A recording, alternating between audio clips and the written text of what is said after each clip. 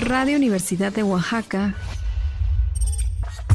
presenta Los investigadores de la UAPJO. Hola amigos de Radio Universidad de Oaxaca, estamos en un programa más de Los investigadores de la UAPJO. En esta ocasión está con nosotros el doctor Edgar Gustavo Ramos Martínez, doctor en Ciencias Biomédicas. Vamos a conocer un poco más sobre él. Soy el doctor Edgar Ramos de la Facultad de Medicina, soy doctor en Ciencias Biomédicas y pertenezco al Sistema Nacional de Investigadores Nivel 1. Yo estudié la licenciatura en Biología en la Escuela de Ciencias de la Universidad Autónoma Benito Juárez. Después hice un doctorado en Ciencias Biomédicas en la Facultad de Medicina de la UNAM y 2 estancias postdoctorales, una en el Centro Multidisciplinario UNAM-UAPJO y otra en la Facultad de Química de la UNAM. La primera fue sobre inmunología del cáncer y la segunda fue en neurociencias. ¿Nos podría hablar sobre sus líneas de investigación, por favor? En el laboratorio estamos trabajando principalmente 3 líneas de investigación. La primera es la epidemiología de enfermedades infecciosas, como la influenza. Otra es el papel inmunoregulador de los linfocitos T en enfermedades autoinmunes, como el lupus eritematoso. Y la línea que recientemente hemos empezado a trabajar es el efecto neurodegenerativo en enfermedades como el Alzheimer, o el efecto neurodegenerativo causado por contaminantes ambientales como el bisfenol A. ¿Qué son las ciencias biomédicas, doctor? Las ciencias biomédicas es un conjunto de ciencias que buscan apoyar a la medicina. Es decir, no solamente fijarnos en la parte del tratamiento del paciente, sino entender de manera más profunda la parte básica, es decir, cómo a nivel celular, a nivel molecular, actúan los medicamentos. También nos ayuda a entender la etiología de las enfermedades, cómo es que nuestro cuerpo, digamos, es como un aparato, podríamos decirlo, que mantiene un balance. Entonces, este balance no lo vamos a ver como si fuera un reloj mecánico, ¿no? Que arrojamos una llave y causa un daño y todo se destruye. No, realmente nuestro cuerpo tiene una gran capacidad de compensación. Si una enfermedad afecta una parte de nuestro cuerpo va a activar vías alternas para tratar de compensar este daño. Entonces, eso hace la parte biomédica. Entender a nivel más profundo cómo los medicamentos afectan una línea, una vía, pero también otra parte se compensa, o una enfermedad, cómo rompe ese equilibrio y cómo nuestro cuerpo trata de compensarlo. Entonces es un apoyo para llegar a un entendimiento más profundo de las ciencias médicas. ¿Qué es etiología? Etiología es el estudio de las causas de una enfermedad. Me hablaba primero de su primer línea de investigación, epidemiología. En enfermedades infecciosas, específicamente en influenza. ¿Esta línea de investigación de qué trata? En esta línea lo que estamos evaluando es ver cuáles son los mecanismos por los cuales el virus de la influenza puede saltar a la especie humana. Entonces el virus de la influenza se encuentra en muchas otras especies como aves, en cerdos y también en los animales de compañía. Entonces la línea que estamos trabajando es ver la prevalencia de influenza, influenza A, diferentes serotipos en perros y gatos.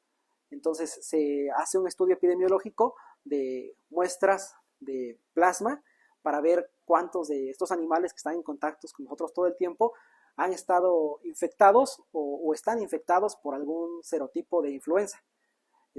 Antes se creía que los gatos, por ejemplo, no desarrollaban influenza, pero actualmente se ha mostrado de que sí pueden portar algunos serotipos que son peligrosos para el humano, como el H1N1. Que hace años hubo una como epidemia de influenza. ¿Esa de dónde salió? Esa epidemia, en 2009, se originó en cerdos. ¿Sí? Un virus del cerdo saltó a un criador, que de hecho era oaxaqueño, y la epidemia comenzó aquí en Oaxaca, ¿no? De aquí se extendió a todo México y a todo el mundo. Entonces son sucesos raros, ¿no? Digamos, los virus se encuentran en los animales y van mutando, todo el tiempo están mutando. Generalmente las mutaciones pues suelen ser no peligrosas, digamos, el virus muta, pero no logra saltar a otra especie. Pero esas mutaciones se van acumulando y entonces el virus empieza a cambiar y le da la capacidad de saltar e infectar otras especies. Pueden ser aves, pueden ser animales domésticos o el humano, ¿no? Entonces tratamos de ver así cuál es la prevalencia, qué serotipos están, porque hay unos que son más peligrosos, ¿no? En cuanto a la capacidad de ser zoonóticos, de saltar de especie a especie. ¿Qué significa prevalencia? ¿Qué quiere decirnos con prevalencia? Prevalencia es una medida de cuántos organismos están infectados en una población.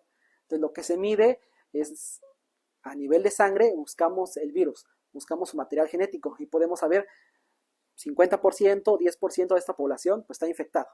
También podemos determinar si el organismo estuvo infectado en alguna etapa, porque a veces el virus ya se eliminó, ¿no?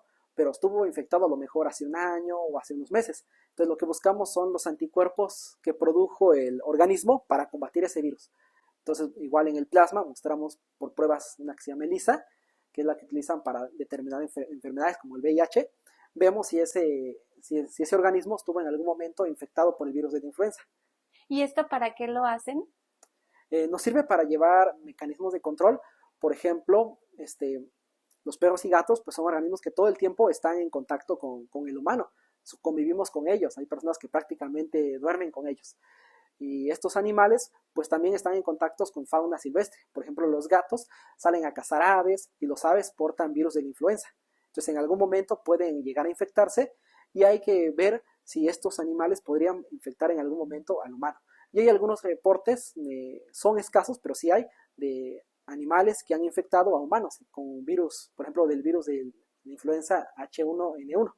Entonces, pues vemos qué virus hay en México, dónde se han determinado, en qué proporción están, ahora sí que se encuentran infectados, y eso nos permite diseñar medidas de control, ¿no? Actualmente, por la influenza, no es una vacuna obligatoria aquí en México. En otros países como en Europa, en Estados Unidos, sí se vacunan las mascotas contra estos virus, pero aquí en México no. Entonces, determinar cuántos están enfermos y de qué serotipos, pues ayuda a los tomadores de decisiones para regular este aspecto. Es como lo que decían del COVID, que el COVID nació de murciélagos y luego se transmitió a las personas, ¿no? Así es, sí, exactamente, sí, en China, pues había, algunos dicen que fueron un pangolín, un murciélago, no está muy claro todavía qué especie era, pero en algún momento estos virus pues sufren mutaciones y saltan especies, ¿no? Okay. Saltó e infectó al humano. Y sobre su línea de investigación de linfocitos T, háblenos un poco sobre ella, por favor. Ok, este estudio lo comenzamos a hacer desde que estaba en el doctorado, entonces la idea era buscar nuevos marcadores para determinar el índice de actividad de las enfermedades autoinmunes. Digamos, si tenemos un paciente, estos pacientes a veces están activos. Activos se refiere a que tienen manifestaciones cutáneas, alteraciones neurológicas, cardíacas. Entonces, los médicos utilizan determinados parámetros de laboratorio y clínicos para ver si el paciente está en remisión o está activo. Y dependiendo de eso, pues le dan las dosis de tratamiento que requieren. Entonces, pues nosotros buscábamos marcadores a nivel celular para determinar de manera más exacta si el paciente está activo o inactivo, ¿vale? Para darle un mejor tratamiento. Porque a lo mejor la manifestación clínica todavía no se ve, pero puede ser que el paciente ya comience a ver una activación, ¿no? Una inflamación. Entonces estas pruebas de laboratorio nos permiten determinar desde antes que el paciente pues va a empezar a desarrollar manifestaciones clínicas y así el médico pues podría dar un tratamiento preventivo. ¿Enfermedades autoinmunes? ¿A qué enfermedades exactamente se refiere? Sí, enfermedades autoinmunes son aquellas donde nuestro sistema inmune, que es el encargado de defendernos contra infecciones de virus, bacterias, pues por alguna alteración reconoce a nuestro propio cuerpo como si fuera un patógeno. ¿Sí? En el caso de lupus, por ejemplo, empieza a activarse y empieza a atacar células de la piel, células del corazón, pensando que son ahora sí que patógenos. Entonces produce una inflamación general y pues vemos todas las características que veríamos en una infección. A veces hay fiebre, hay daño del tejido, hay aumento en las células inflamatorias, en los linfocitos, y pues todo eso va con el tiempo dañando al paciente. ¿El lupus en qué consiste? Es una enfermedad autoinmune que al inicio puede ser principalmente cutánea. Entonces al paciente le aparecen manchas rojas en la piel, le llaman gas malar, y a veces manchas de rojas se distribuyen en la cara, ¿no? En la parte de la frente, en la parte de las mejillas, y pareciera que es como la mancha de un lobo. Por eso le llaman lupus, ¿no? Por esa semejanza al lobo. Pero después empiezan otras afecciones a nivel sistémico.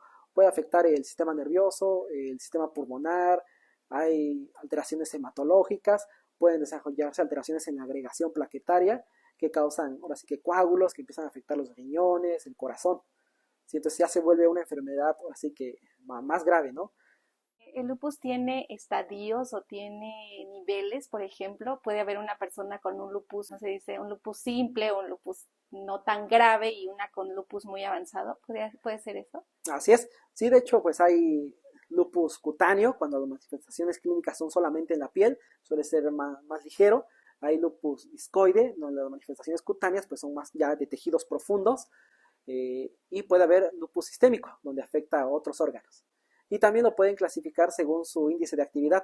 Pues los clínicos, los hematólogos, utilizan un índice llamado SLEDAI, donde ven pruebas de laboratorio y pruebas, ahora sí que clínicas, y ven si está en estadio 0, estadio 1, 2, 3, y mientras más puntos tenga, pues el paciente está más grave. Y en estadio 0 es un paciente que está en remisión, que tiene lupus porque nunca se cura, pero está controlado, no presenta manifestaciones observables. O sea, el lupus, digamos, ¿se puede controlar con medicamentos o solamente va a haber pacientes en los que tengan lupus, pero aunque sin medicamentos va a estar controlado? Es raro que sin medicamentos esté controlado, ¿no? Generalmente se requiere darle medicamentos para controlarlo y entonces entra en un estado de remisión y entonces sí se puede suspender el medicamento, ¿sales? Durante un cierto periodo o se baja a dosis mínimas. Entonces, hace años, por ejemplo, la tasa de supervivencia de lupus a 15 años era solamente del 30%. Entonces, si un paciente le decía, no, pues tú tienes lupus, en 15 años lo más probable es que ya hubiera fallecido por causas de la enfermedad. Actualmente con los tratamientos, pues la tasa de supervivencia a 15, 20 años es del 95%. Entonces, si nos diagnostican lupus, lo más seguro es que en 20 años todavía va a seguir tranquilo, va a estar bien, ¿no? Entonces es una muestra de cómo realmente la investigación pues sí está favoreciendo a la población en general. El linfocito T en una persona sana se encuentra dormido, podríamos decirle. O sea, le llamamos linfocito inactivo o virgen. Pero cuando hay una infección, este linfocito empieza a expresar sobre su superficie marcadores, ¿no? Proteínas que le sirven para hacer sus funciones. Entonces lo mismo pasa en lupus. En un paciente en remisión, podríamos decir que el linfocito T está virgen, está dormido. Pero cuando se empieza a activar, va a empezar a expresar diferentes marcadores de superficie que le van a servir después para medir la inflamación. Entonces nosotros buscamos esos marcadores, vemos cuáles son y podemos decir, mira, este paciente está en remisión, pero ya está empezando a expresar marcadores inflamatorios en los linfocitos. Entonces se va a activar, ¿no? Va a presentar manifestaciones clínicas.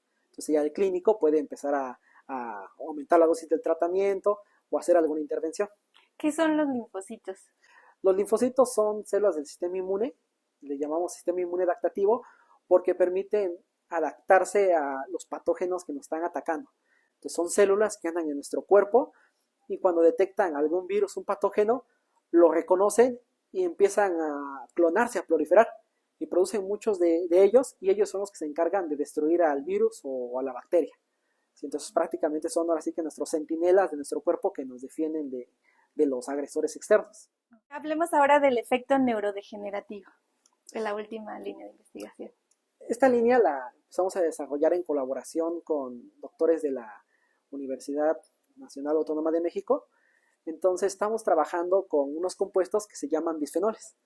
Los bisfenoles son compuestos que se utilizan para polimerizar plásticos. Los encontramos en los plásticos termoresistentes, como los que se usan en biberones, los que usamos para recipientes de alimentos, para el horno de microondas, en los recubiertos internos de las latas, en el papel térmico, que son todos los tickets, y en un montón de plásticos, pinturas, esmaltes. Entonces estos bisfenoles se empezaron a utilizar a partir de 1960 y se generalizaron en todo el mundo. Pero en la década del 2010 empezaron a darse cuenta que producían muchas alteraciones en el cuerpo. Empezaron a ver que se parecían a una hormona, mimetizaban una hormona llamada estrógeno. Entonces esta hormona, estos bisfenoles afectaban las vías endocrinas de nuestro cuerpo y producían todo un desbalance que se empezó a relacionar con desarrollo de diabetes, de cáncer, de enfermedades autoinmunes, afecciones cardíacas y neurodegeneración. Entonces a partir de 2010 varios países empezaron a prohibir este bisfenol. El más usado es el bisfenol A. Entonces Japón, la Unión Europea, Canadá prohibieron la utilización en alimentos del bisfenol A, pero la industria necesitaba ahora sí que desarrollar nuevos compuestos para suplir este bisfenol A. Entonces lo que hicieron fue agarrar el bisfenol A y le hicieron modificaciones químicas para que sirviera como un polimerizador de los plásticos y diera estabilidad, pero ya no fuera tóxico. y produjeron sustitutos, el bisfenol S, bisfenol P y bisfenol AF, y los lanzaron al mercado, y son los que se están usando actualmente, esos bisfenoles. Entonces nosotros nos preguntamos si realmente estos bisfenoles pues eran seguros. Entonces, como no podemos trabajar con humanos para ver si son tóxicos, tuvimos que recurrir a líneas celulares y a modelos animales. Entonces trabajamos con un modelo de rata, donde les dábamos en el alimento bisfenol S a las ratas y teníamos ratas sin bisfenol S. Y luego veíamos si producían alguna alteración a nivel cognitivo. Les pusimos pruebas de laboratorio que miden su capacidad cognitiva, les poníamos laberintos, veíamos en cuánto tiempo lo resolvían, les poníamos a reconocer objetos, porque si a una rata le damos un objeto, ella lo explora y si es novedoso, le va a dar varias vueltas. Pero si ve que es uno que ya observó antes, va a perder el interés y lo deja de ver. Entonces así medimos si la rata está recordando qué objeto le estamos presentando. Entonces nosotros observamos que no había diferencias entre las ratas sanas y las ratas que tenían bisfenol S. Entonces pues concluimos que pues sí, ok, el bisfenol S es seguro, ¿no? Parece que no está afectando. Pero luego nos preguntamos qué pasaba a lo mejor con una persona que ya tuviera una alteración, porque una persona que está enferma de otra cosa, cáncer, diabetes, pues no tiene la misma resiliencia que una sana. Si una persona sana, si le hacemos un daño, la persona sana es capaz de compensarlo, pero una enferma no. Entonces decidimos evaluar qué pasaba en una persona con diabetes. Entonces, como no podemos trabajar de nuevo con personas, recurrimos a un modelo. Agarramos las ratas y las volvimos diabéticas. ¿Sí? Les dimos una sustancia llamada estreptocitocina que afecta a su páncreas y las vuelve diabéticas. Y les empezamos a dar el bisfenol S. Entonces nuestra sorpresa fue que estas ratas diabéticas, cuando consumían el bisfenol S, sí les afectaba su capacidad cognitiva. Ya no resolvían los laberintos, se les olvidaban los objetos que les habíamos presentado y tenían alteraciones también de ansiedad, de memoria. Entonces había muchas afecciones neurológicas. Entonces decidimos ver qué pasaba a nivel celular. Entonces sacrificamos las ratas, obtuvimos el cerebro y estudiamos las neuronas, que son las células que ahora sí que regulan todo nuestro proceso cognitivo. Entonces por microscopía de fluorescencia y tinción con metales, observamos que estas ratas diabéticas que tenían bisfenol S, pues presentaban neurodegeneración. Había muerte de las neuronas, había activación de las células inflamatorias del cerebro, que les llamamos microglía, y había un montón de daño a nivel de hipocampo, que es la región del cerebro que se encarga de la memoria. Entonces, pues con este estudio nosotros concluimos que el bisfenol S, que es la alternativa segura que nos están vendiendo, pues sí es segura para una persona sana, pero para personas que ya tienen ahora sí que alguna enfermedad, algún daño, puede ser que no sea segura, ¿no? Ahorita está en modelo animal, falta todavía ahora sí que ver la forma de validarlo, hacer el paso traslacional para ver si sucede en humanos. Pero actualmente pues sí están saliendo no solamente este estudio que es el que tenemos acá en Oaxaca, sino otros estudios en el mundo donde también están viendo que estos bisfenoles, que son sustitutos, no son tan seguros como se pensaba. ¿Qué son las vías endocrinas? Las vías endocrinas son mecanismos por los cuales nuestro cuerpo mantiene un equilibrio, una homeostasis. Incluye toda la secreción de hormonas, por ejemplo la insulina. ¿Sí? Cuando consumimos una gran cantidad de azúcar, nuestro cuerpo secreta insulina para disminuirla. O si la cantidad de glucosa disminuye, secretamos una hormona llamada glucagón para incrementarla. Entonces ese balance entre todos los mediadores químicos que hay en nuestro cuerpo los mantiene el sistema endocrino.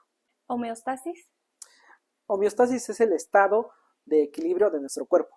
¿Sí? Por ejemplo, nuestra temperatura no se puede incrementar mucho porque podemos caer en un estado de coma, ¿no? Y tampoco puede disminuir abajo de 35 porque fallecemos, ¿no? Entonces nuestro cuerpo tiene que estar en un nivel, en nuestro nivel óptimo. Entonces la capacidad del cuerpo de mantener ese nivel óptimo es lo que le llamamos homeostasis. En nivel de temperatura, en nivel de glucosa o en todos los compuestos químicos que tenemos tienen que mantenerse en cierto nivel. Actualmente todo está hecho de plástico, todo lo que consumimos ya está plastificado. ¿Qué tanto daño le puede hacer al ser humano todo este consumo de plástico? Sí, pues hay estudios que muestran que más del 90% de las personas tenemos bisfenol en nuestra sangre, ¿no? Y lo secretamos en la orina. Al principio se decía que las concentraciones eran muy bajas, que no nos producían daño, que eran niveles seguros. Pero se han dado cuenta que este bisfenol se empieza a acumular, se acumula en el agua, en los suelos, de ahí pasa a las plantas, cuando los consumen los herbívoros pasa a los animales, y nosotros consumimos carne, pasa a nuestro cuerpo. Entonces cada vez se va acumulando más y va a llegar un momento en ahora sí que pase los niveles seguros. Una vez que se acumula más arriba de los niveles seguros, ahora sí empieza a afectar nuestro cuerpo, ¿sí? Empieza ahora sí que a favorecer el desarrollo de cáncer, de diabetes, de enfermedades neurológicas. No hay una estadística que te diga tal porcentaje de pacientes enfermos se debe al bisfenol. ¿Sí? Eso no lo podemos saber. Lo que sí sabemos es que sí afecta.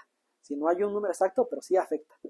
Entonces, pues ahora sí que, como dices, prácticamente no podemos evitarlo, ¿no? En cualquier supermercado nos van a dar ticket, prácticamente todos los plásticos, ahora sí que podrían tener bisfenoles o otro compuesto químico que también puede ser tóxico.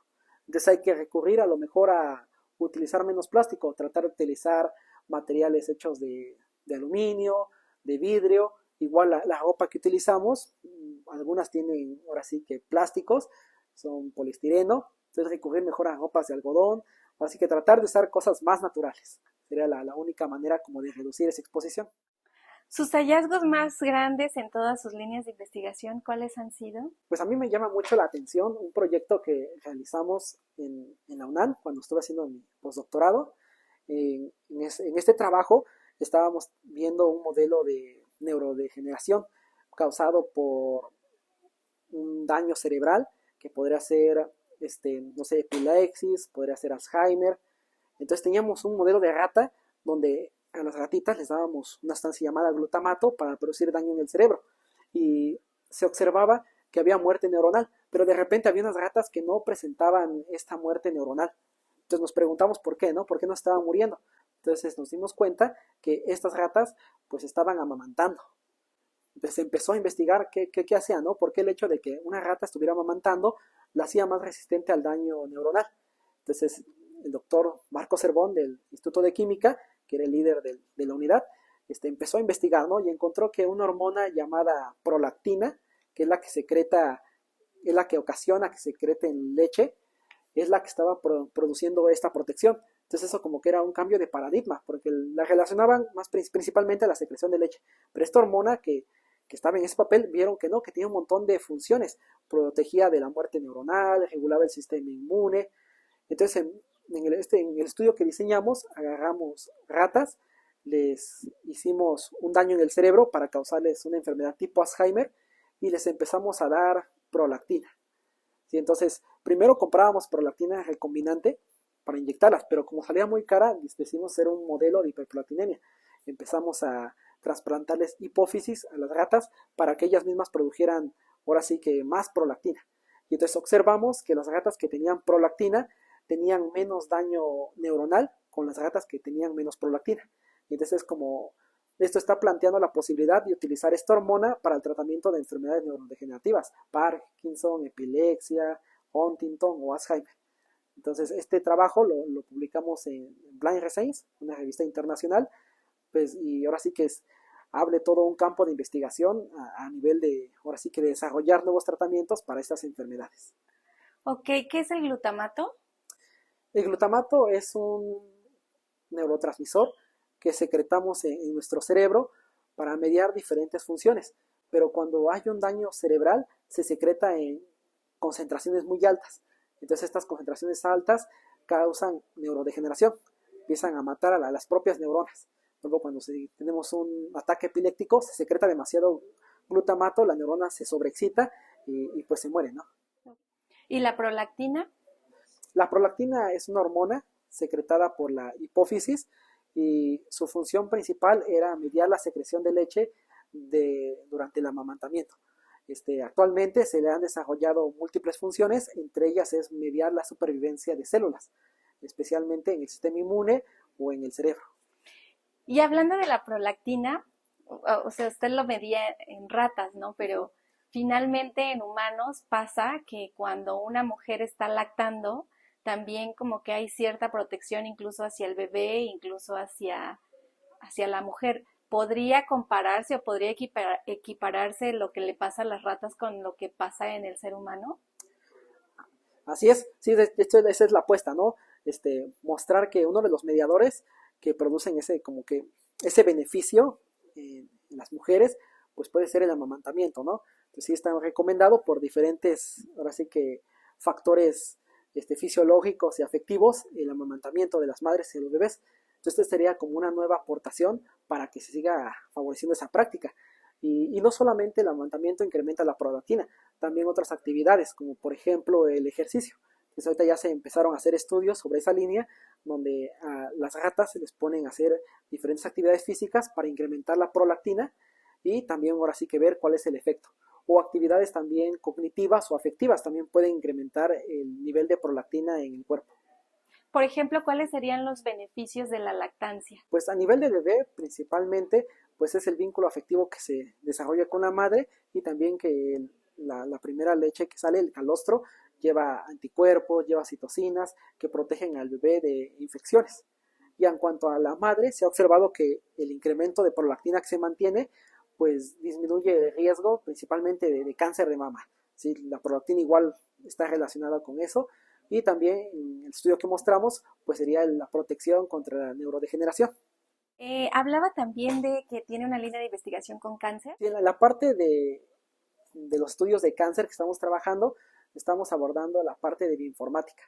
Entonces, cuando tenemos un paciente con cáncer, este paciente presenta alteraciones en la expresión de sus genes. Se activan genes que medían la proliferación celular, o que le llamamos oncogenes, ¿no? Porque medían la supervivencia. Entonces, presentan muchísimas alteraciones. Entonces, como no es posible estudiar todas las alteraciones una por una, lo que se hace es estudiarlas en conjunto. Y para esto nos valemos ahora sí que de las matemáticas. Creamos una red de grafos que con toda esta información y hacemos análisis de esta red. Entonces, ahí estamos colaborando con maestros de física de la Escuela de Ciencias para evaluar cómo un paciente que es sano pasa a un estado de cáncer, que le llamamos premetastásico, y cómo este paciente premetastásico pasa luego a un estado metastásico, que es cuando el cáncer se vuelve, ahora sí que empieza a esparcirse por todo el cuerpo, ¿no? Y afecta a otros órganos. Entonces, en cada uno de estos estados, las proteínas que se están expresando son diferentes. Entonces, como hablamos de miles de proteínas, recurrimos a la informática para ver qué cambios están favoreciendo el salto de un estado al otro. ¿Y qué cambios han encontrado o qué han encontrado ahí? Ahorita lo que estamos trabajando es un análisis topológico donde vemos la estructura de la red que se produce, digamos de la matriz de proteínas que se expresan cuando el paciente está en un estado premetastásico y salta a un estado metastásico en cáncer de mama. Entonces lo que hace el programa es ver la estructura de esta red y determina cuáles son las proteínas que principalmente están mediando este salto, ¿no? Entonces entre ellas se encuentran proteínas que participan en el ciclo celular, salen en la proliferación de células y en la supervivencia. Entonces esto sirve para que otros investigadores puedan ver qué proteínas están afectando principalmente y diseñar fármacos que actúen sobre ellas, ¿no? Ya sea para bloquearlas o activarlas. ¿Qué es el cáncer? Okay. Pues el cáncer, así que yo diría que es una enfermedad que puede tener multitud de causas, ¿no? Desde contaminantes ambientales, exposición solar, algo genético. Y lo que sucede es que en algún momento se pierde el control que tiene la célula sobre la supervivencia o la proliferación. Si cuando una célula está dañada, lo que hace nuestra célula es activar mecanismos que le llaman de muerte celular programada para matarse, ¿no? Si como está dañada no le conviene estar viva, pero en algún momento estos daños evitan que se activen esos mecanismos de control y entonces la célula dañada ya no se muere, continúa reproduciéndose, y entonces empieza lo que ahora sí que es el cáncer, ¿no? Esta célula empieza a proliferar de manera descontrolada, igual hay mecanismos que hacen que no viva mucho tiempo porque se van acumulando daños y que se muera. Pero esta célula no, se inmortaliza, continúa viva, ¿no? Entonces el cáncer yo definiría como una enfermedad donde a nivel celular la célula pierde este control de regularse. Okay. ¿Dónde podemos consultar sus investigaciones? Pueden encontrarlas en mi página de ResearchGate o también en Google Académico, tecleando mi nombre, aparecen las publicaciones que tenemos. Ok, muchas gracias, doctor, por haber estado con nosotros aquí en Radio Universidad de Oaxaca. Él es el doctor Edgar Gustavo Ramos Martínez, doctor en Ciencias Biomédicas.